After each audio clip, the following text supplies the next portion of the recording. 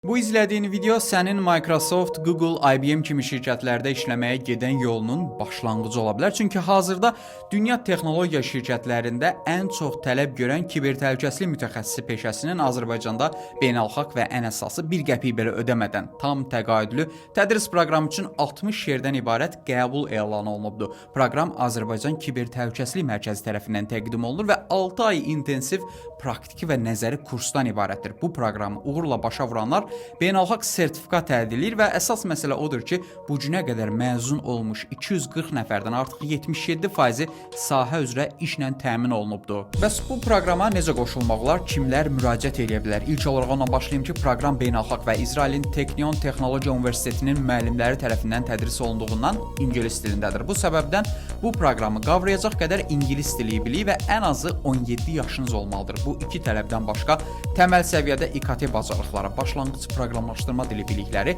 arzu olunan iştirakçılara qoyulan 3-cü şərtdir.